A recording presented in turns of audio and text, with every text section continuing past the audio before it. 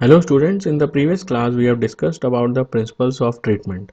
So we have seen that there are two ways by which the doctors are treating a disease.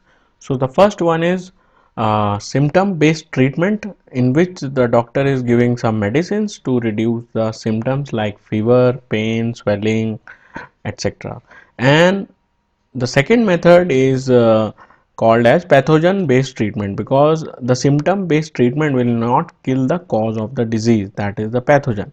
So the doctor gives certain medicine like antibiotics to kill the cause of the disease which is actually causing the disease. So we have seen these two ways in the previous class. Now we are going to study about principles of prevention.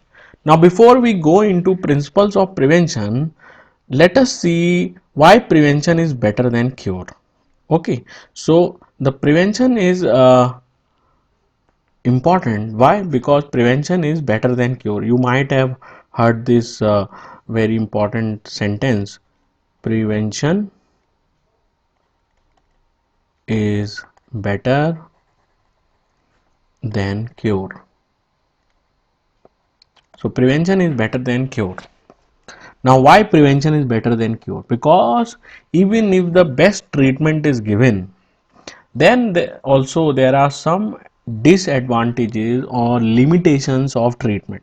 So first we are going to study about the limitations of the treatment. So what are the limitations of the treatment? Even if you get the best treatment and on time, okay, if you get the best treatment and the treatment is given on time, then also there are certain limitations. So there are three limitations given in your NCERT. Let us discuss them one by one. So the first one is treatment is a time consuming process. Treatment is time consuming. Okay, suppose you are having a disease and you want to give exams, but then the treatment, whenever you, even if you get the best treatment, then also it will take some time so that you uh, get properly cured and you get properly recovered from it. So you cannot, if you have exams, you cannot concentrate on your studies even if you get the best treatment. So it's a time consuming process. So treatment is time consuming. Number two is that once you are having a disease, you may recover, you may not recover. Okay, so you may never recover completely. So recovery is not 100% guaranteed. Like for example, if you are having polio, even if you get the treatment of the polio, once your limbs are spoiled, then it will remain as it is forever, for life.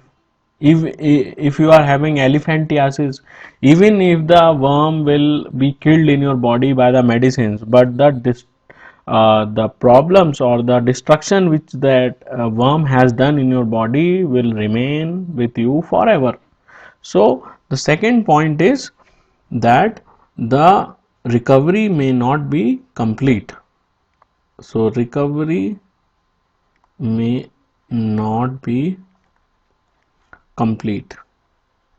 So this is the second limitation. Even if you get the best treatment, then also you may never recover completely. Like many cancers are there, the cancers are treated, but then the part from where the cancer is removed, that part is distorted, or it may the shape of that part is changed. Okay, so the recovery may not be complete. Okay, and the third is that when you are having a disease, you become the source of that microbe.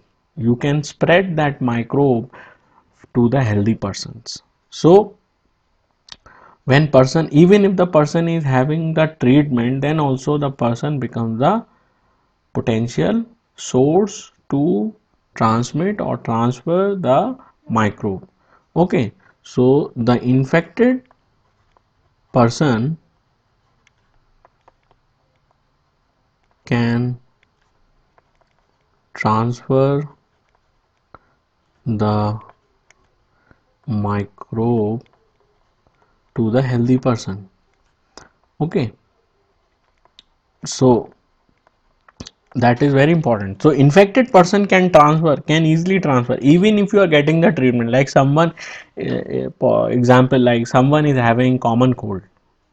Okay, and if you are living with that person, then you can also easily get. If someone is having suppose chicken pox and he is getting the best treatment, then also if he is not isolated, is not separated, then he or she can easily transfer that microbe to the different members of the family.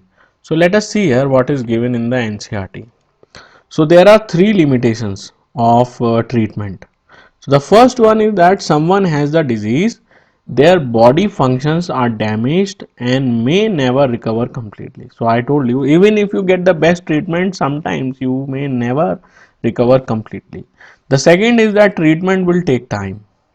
So which means that if you are having a disease, you will be suffering from the disease for about some days and you will be bedridden for some time, even if we get the proper treatment.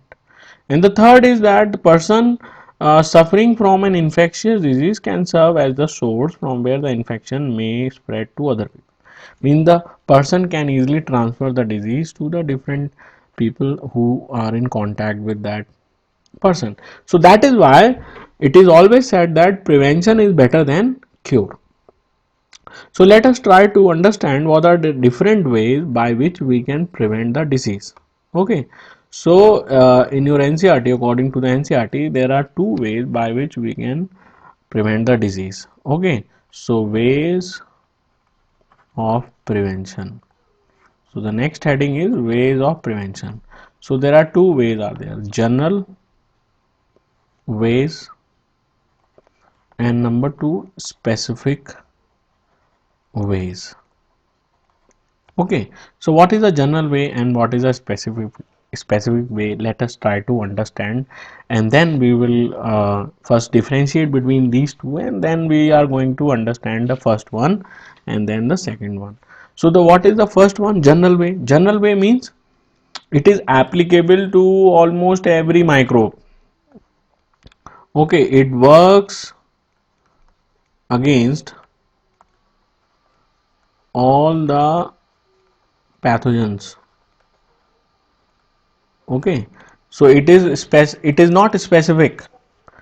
Specific means works against a particular pathogen, works against a particular pathogen. Like for example, let us try to understand, like we are eating the food. Okay, now the food is that we are eating gives us energy to fight against all the microbes. We don't eat one chapati for bacteria, another one for virus, and another one for worms, and then like that we eat apples for viruses and mango for bacteria. Do we do like that? No.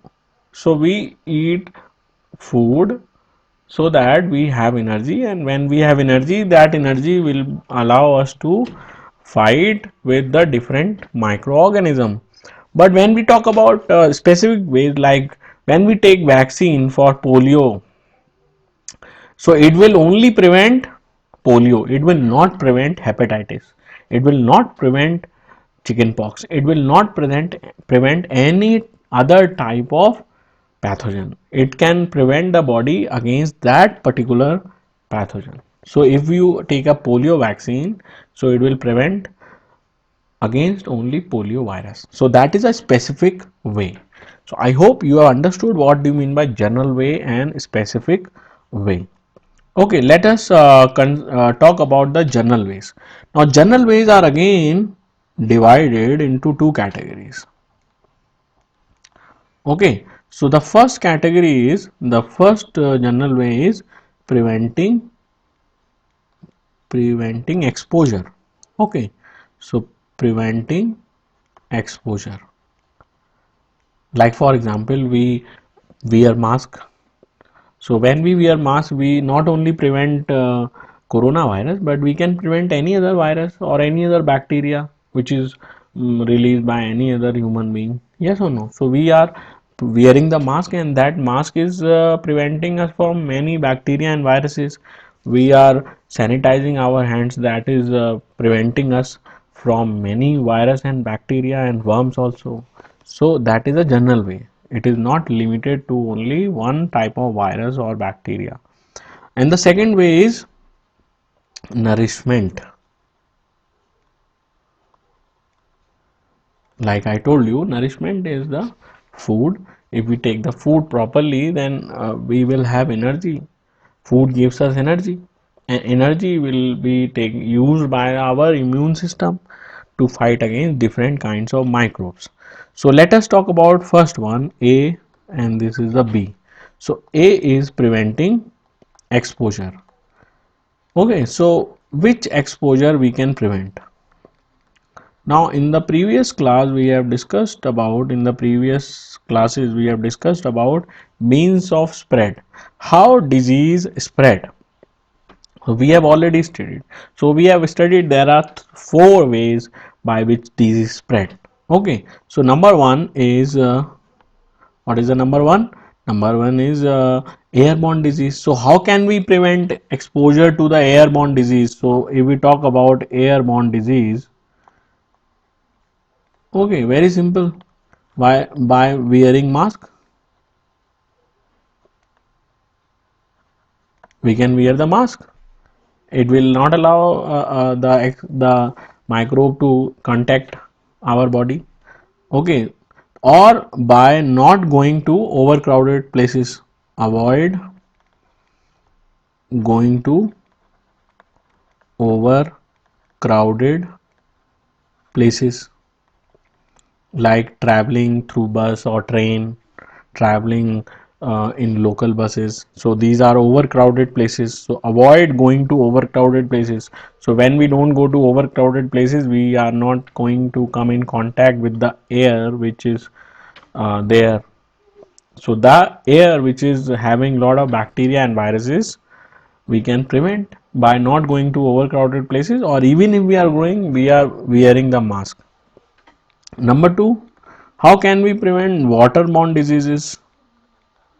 Preventing exposure. How can we prevent the exposure to waterborne diseases? Okay, so waterborne diseases are because of the polluted water. So first thing is we can use the filter water. Okay, so filtered water can be used. Okay, number two, drink clean water. Keep your surroundings neat and clean. Okay, so keeping surroundings neat and clean will keep our water bodies also neat and clean. Okay, keeping water bodies neat and clean. Okay, next is how can we prevent physical contact diseases? Very easy. We don't do physical contact. Okay, likes, hugs, okay, handshakes, avoid them. Okay, so avoid hugs, handshakes, etc. So this way by which we can prevent the physical contact disease. And then the last is vector borne disease. So how can we prevent vector borne diseases? Okay, so vectors, how where the vectors are live, the most common vector is housefly and mosquitoes. So if we destroy their breeding places, so destroy the breeding places of the mosquitoes, breeding places of the mosquitoes.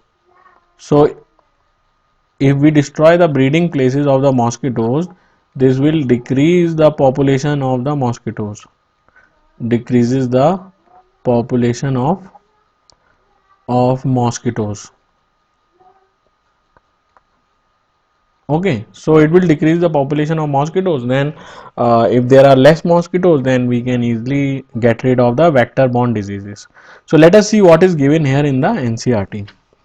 So how can we prevent diseases? There are two ways. One is the general way that we have already seen, and the other one is the specific way. So what are the general ways? I told you preventing exposure is the first general way. And the second general way, second basic principle is given as proper and sufficient food, that is the nourishment. Okay, So if we look at the means of their spreading, we can get some easy answers. For airborne disease, we can prevent exposure by providing living conditions that are not overcrowded. For waterborne disease, we can prevent exposure by safe drinking water, having filters. This can be done by you treating the water to kill any microbial contamination. For vector-borne, we can provide clean environment. This will not allow mosquito breeding. In other words, public hygiene is the basic key to prevention of infectious disease. So we have seen how can we prevent exposure to airborne disease, waterborne disease and vector-borne disease. They have not discussed about the physical contact diseases. So we can prevent physical contact by not doing handshakes and hugs, and all those things can be prevented, and then we can prevent the uh, physical contact disease. And for sexual contact disease, uh, it is not advised to have unprotected sex, so we can prevent the sexually transmitted diseases also. Okay, now the second general way which I told you was, I have written here, you can see here, is nourishment. Okay, so let us try to understand this also. Okay, okay, now let us talk about the second type of specific way, that is the nourishment. Okay, so nourishment means proper balanced diet. So a proper balanced diet should be given. Now why is this important? Now this nourishment gives us energy. Okay, so we get energy from the food to do different types of work.